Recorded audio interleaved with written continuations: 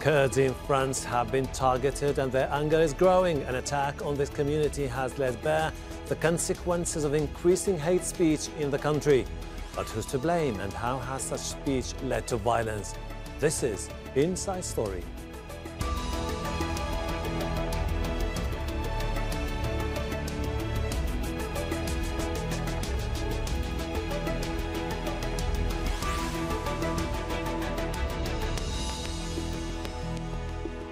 Hello and welcome to the program. I'm Hashem Ahelbarra. Kurds in Paris are demanding answers following the killing of 3 members of their community on Friday. Anti-racism groups and thousands of other people joined rallies in the capital that sometimes escalated into violence. French police arrested a 69-year-old man in connection with the gun attack. The protesters' main concern is why the shooting has been declared a racially motivated incident instead of a terror attack. Osama bin Javid reports. Battleground Paris. For hours, police and protesters charged against each other in the French capital. Kurdish demonstrators are angry at authorities' response to the attack on Friday, which killed 3 refugees. They want answers from the police. Why did it take so long for them to respond to the attack? Why have they not designated this a terrorist attack? And why wasn't security provided to the cultural centre after it had earlier been asked for? We've been working on the 10th anniversary of the killing of our 3 comrades. 10 years later, we the Kurdish women are still asking for justice, and now again our blood is spilled in France. We are angry and the French state is responsible. They refused to remain confined to one square where the police allowed them to protest. Kurdish demonstrators say the bullets fired in the attack were felt by every member of their community. As the protests have calmed down here in Paris, the police and security services are out in force, clearing the protesters from the street, going from Republic Square to Bastille Square. But the anger in the streets of Paris continues. As more videos emerge from witnesses, some show onlookers overpowering the attacker. Security sources say he still had multiple magazines and dozens of rounds of ammunition. Yunus witnessed the attacker targeting the cultural centre, a restaurant and then a barber's shop. He says the 69-year-old man knew where he wanted to open fire. The state wants us to believe it's a racist attack. But the guy was released from detention 10 days ago. In 10 days, he found guns and came here.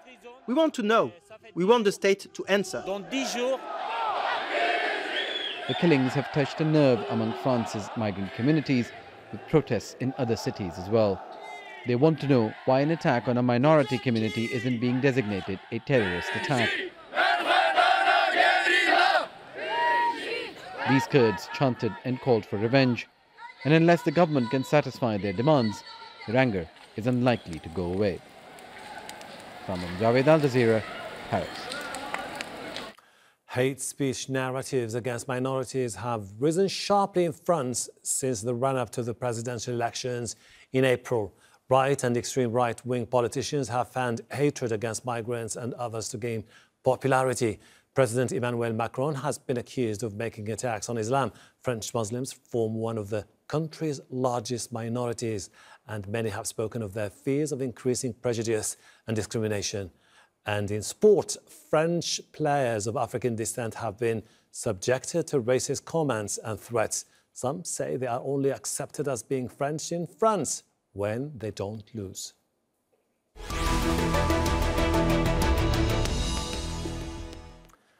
Let's bring in our guest. Hamid Chriet is a columnist from El Post. He joins us by Skype from Paris. Joining us by Skype from Gothenburg is politician and political advisor Dr. Kochar Walladbegi. She is also an activist for Kurdish rights. Alouane is a researcher in comparative law at University Toulouse-Capitole. She joins us from Toulouse. A very warm welcome to the program. Hamid, could you explain to us the rising wave of anger among the Kurds in France? Well, there is a clear anger in the street for the all minority in France. I believe that there are also those who are French citizens on the paper, but do not seem to enjoy the status of being French. For example, takes the French Muslim community. The community suffers from higher impoverishment in school and dropout rates, and isolated on city peripheries. And I believe now some mainstream politicians who openly embrace Islamophobia. That's why today we have gotten anger. The government did not take any action to fight this racism and discrimination. Today is, of course, the Kurdish community, but it can happen from others, minority in France. We need to take action from these governments, and I believe that today it's a time to really act and to fight this racism in France, was taking a lot of place. I remember during the campaign how one candidate, I don't want to speak about him and to give him any publicity. So I believe today it is very important to fight this discrimination. During this campaign, we've seen a lot of racism targeting Muslim people, targeting migrants. And I'm not surprised, and no one is astonished today that this barbaric attack and terrorist attack, that we need to qualify it, it's predictable. Okay. Kochar, the suspect has been describing himself as a racist with a history of weapons offences, and also he has been released on jail just days before the assault. Is this the main reason why people are so upset with the establishment, with the police forces in France? Yes, let's not forget that there's two aspects of this what is happening in France at the moment.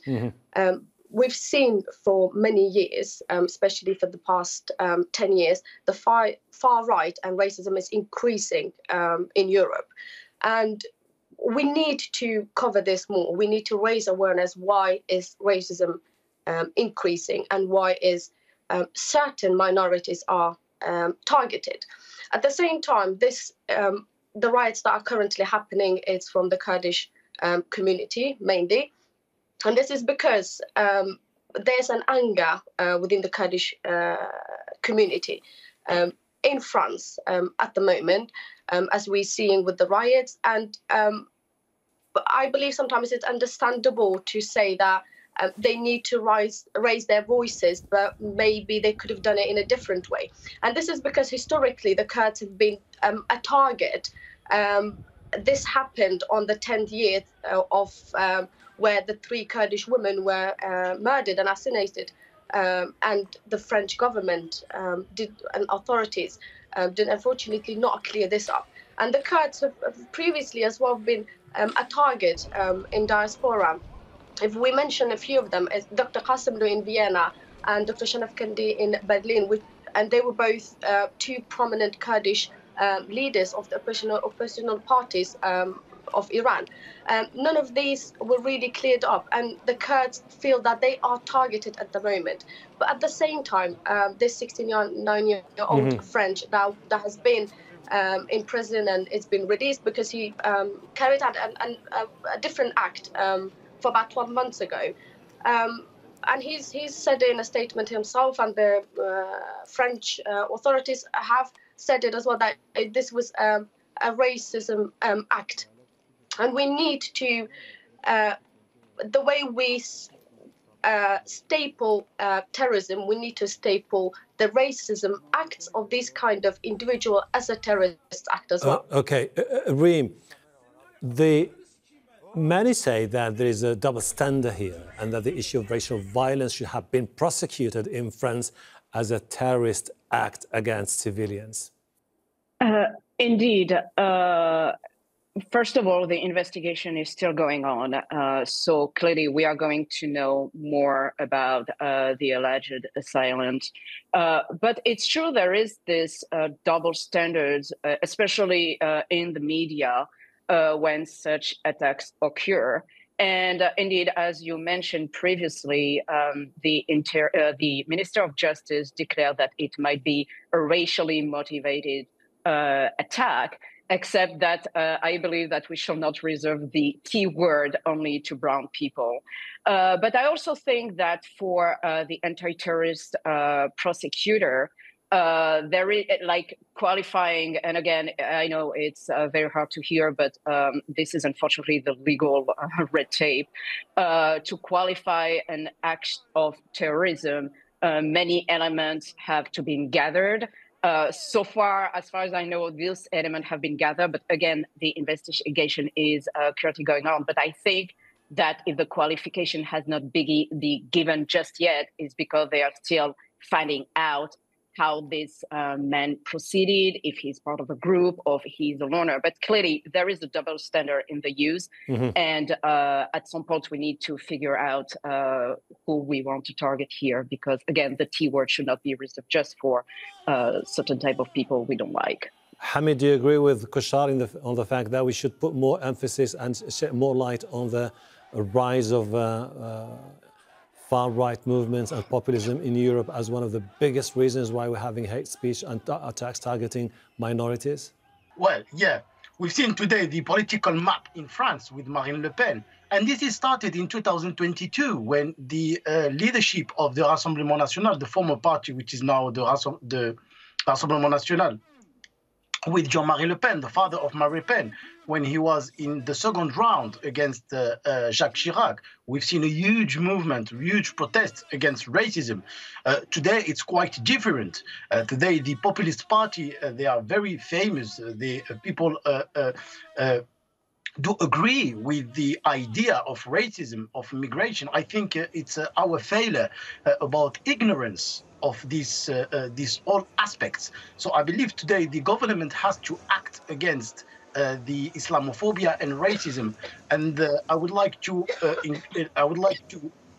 say that it is important today to why not to nominate a minister against discrimination and racism. France needs this minister in order to fight these deeply roots in our French society. That's why I think this cherry picking inclusiveness is also a manifestation of neocolonialism, through which France extract human talent from its former colony and reject the rest, the unworthy. And I think it is very important today that to accept the minority and to integrate them in the French society. Look, the UK, we've got today a mayor in London, which is Sadiq Khan. He's a Muslim and British, and the mayor of London. Look today, Sunak, which is who is a prime minister in the UK. What is about France? Which minority in the French government we have? Nothing. So I believe today France can do a very can take very important actions against discrimination and promote the diversity in all aspects, which is in the enterprise, which is in the government, which is in the all aspects. Okay, Kochar, you've mentioned earlier the triple murder of the Kurdish activist in Paris 10 years ago.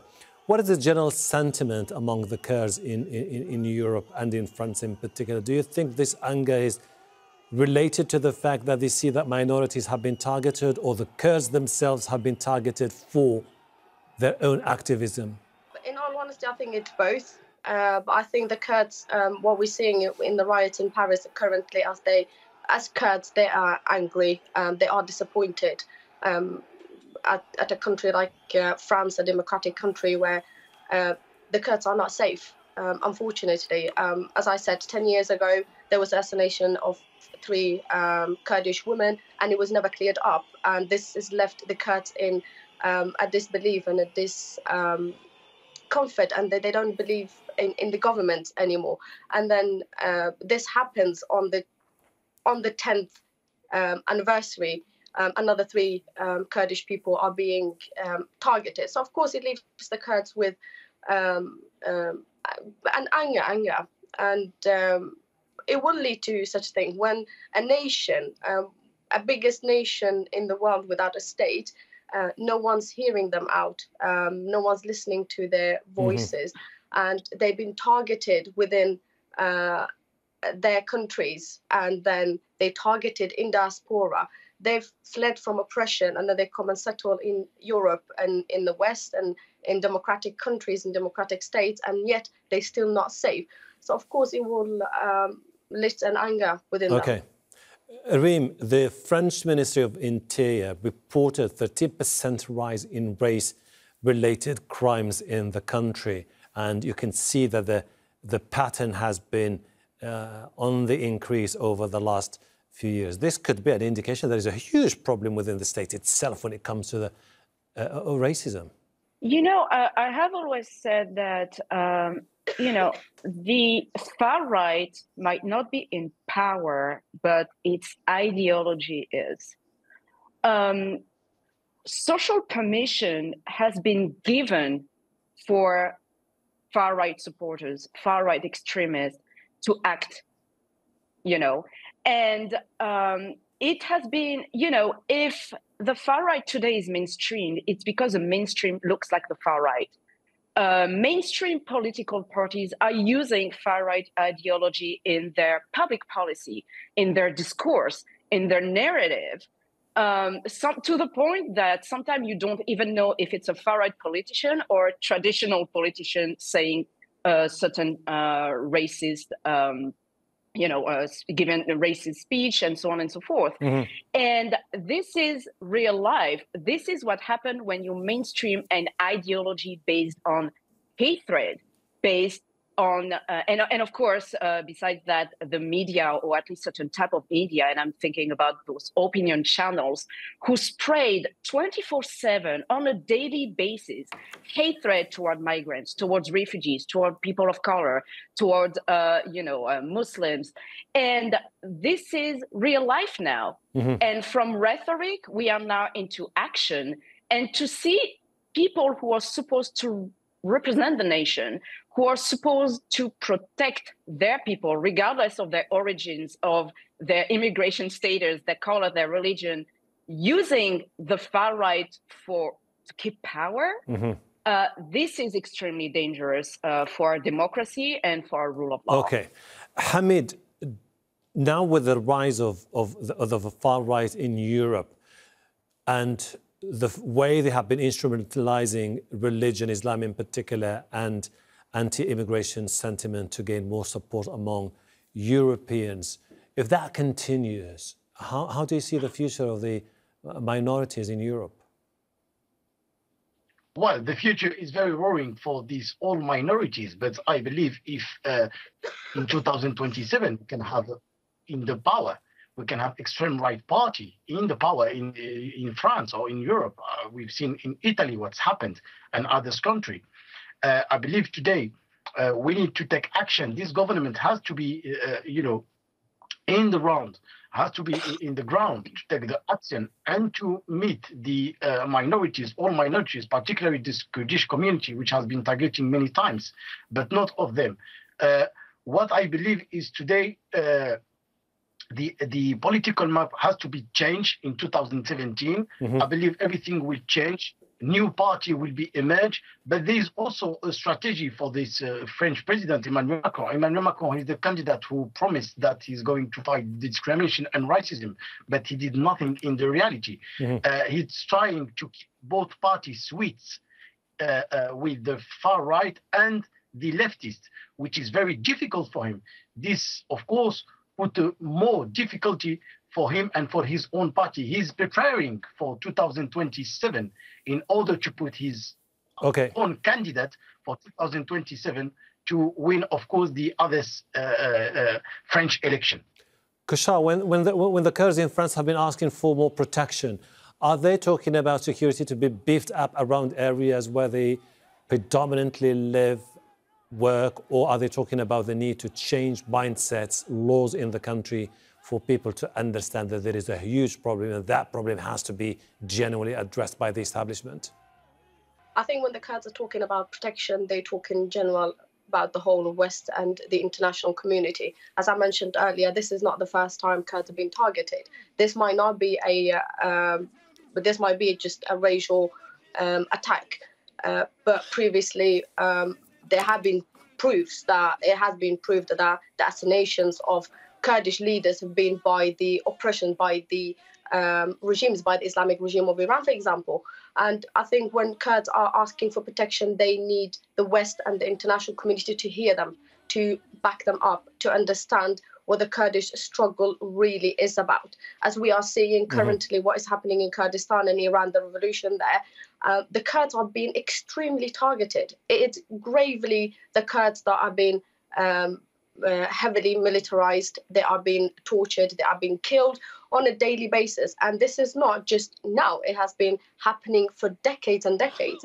And it is happening in Turkey, for example. If we will look at Turkey is attacking the Kurds in Syria and they're attacking the Kurds in Iraq as well. So it's not just in Europe, but when the Kurds in diaspora in the West are asking for protection, they need this to be heard. They need the international community to take actions. Reem, in the past and many times, United Nations panels have been asking France to promote equality, non-discrimination, diversity. But you know, in France, there's a problem, which is basically the establishment rejects the very idea of minority rights, saying that they are not compatible with the very notion and principles of the Republic, which prioritizes things like individual rights, equality, unity and universalism. But do you think that there's still a chance to change mindsets or change the constitution? It's a bit more complicated. The problem in France that we have is that we have great principles, but we are not abiding by them. We say we are a colorblind nation. We do not treat people depending on their origins, their skin color, their religion. We protect individuals because they are humans. Great on paper. The truth is the color blindness kind of keep us in denial when it comes to racism and discrimination. There are many reports from our ombudsman, for example, the defender of rights, warning the state that actions must be taken because there are people in our country born and raised here who are not considered fully French, who are regularly discriminating, whether it's at work, housing, and etc. So I think the main problem in France is that we are not applying the principle we are so proud of.